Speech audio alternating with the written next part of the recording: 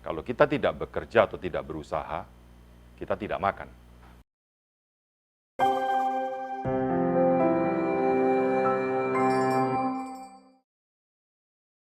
Shalom saudaraku yang kekasih, jumpa lagi di VOH.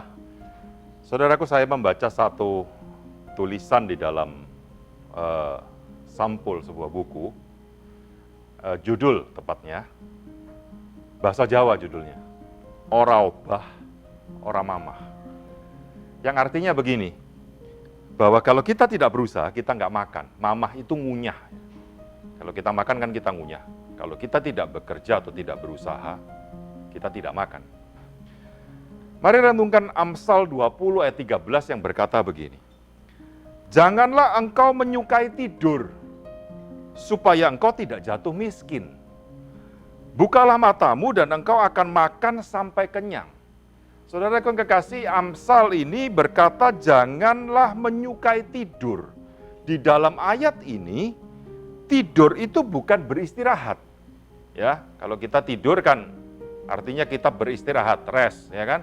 Tapi di dalam ayat ini yang dimaksud penulis Amsal bahwa tidur ini bukan bicara tentang istirahat, tetapi tentang apa? Tentang tidak melakukan apa-apa alias malas. Firman Tuhan juga berkata begini, bukalah matamu dan engkau akan makan sampai kenyang. Bukalah matamu, apa artinya bukalah matamu? Apa bahasa Jawanya melek gitu, sambil duduk-duduk melek, pokoknya matanya enggak merem gitu bahasa Jawanya? Enggak juga. Bukalah mata artinya begini, bekerja, berusahalah. Ya, bekerja dan mengusahakan sesuatu atau berusaha sesuatu. Itu artinya membuka mata. Saya tambah satu ayat lagi ya, supaya kita bisa mengerti kebenaran Alkitab tentang bekerja. 2 Tesalonika 3 ayat 10. 2 Tesalonika 3 ayat 10 berbicara begini, sebab juga waktu kami berada di antara kamu, kami memberi peringatan ini kepada kamu. Apa peringatan Rasul Paulus? Jika seorang tidak mau bekerja, jangan ia makan. Wah, rupanya Alkitab ini, firman Tuhan ini berbicara keras sekali tentang orang itu bagaimana harus berusaha dan bekerja. Nah, saya tidak membahas pekerjaan atau berusaha apa, itu terserah dalam profesi masing-masing, tetapi saya berbicara begini, banyak orang Kristen terutama, orang percaya ya, yang saya temukan begini, statement yang salah ini digembar-gemborkan dan dihidupi loh. Apa statement itu? Statementnya begini, tidak usah melakukan apa-apa, kalau kita percaya Yesus, beriman saja, berdoa saja, berharap saja sama Tuhan, nanti berkat Tuhan datang kok. Saudara, saya sangat percaya dan saya memang juga melakukan apa yang namanya beriman, percaya dan berharap kepada Tuhan.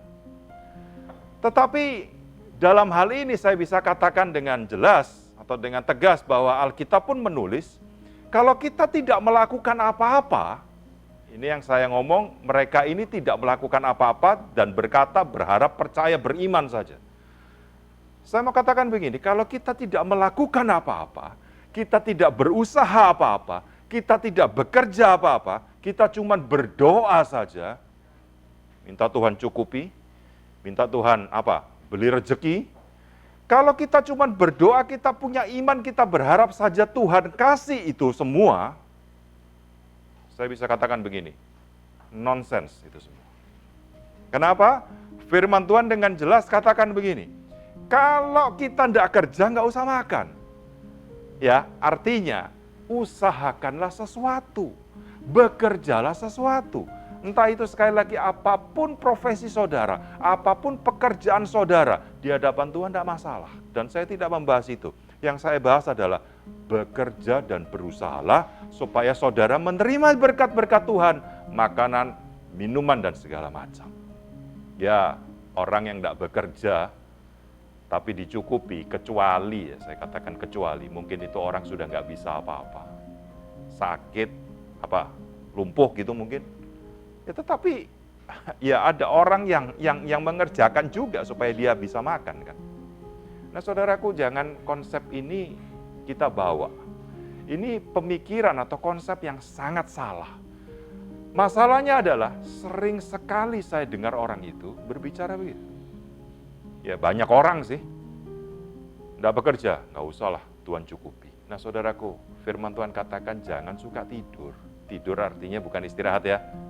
Jangan suka males-malesan. Saya suka bahasa Jawa begini. Leyeh-leyeh. Tahu leyeh-leyeh?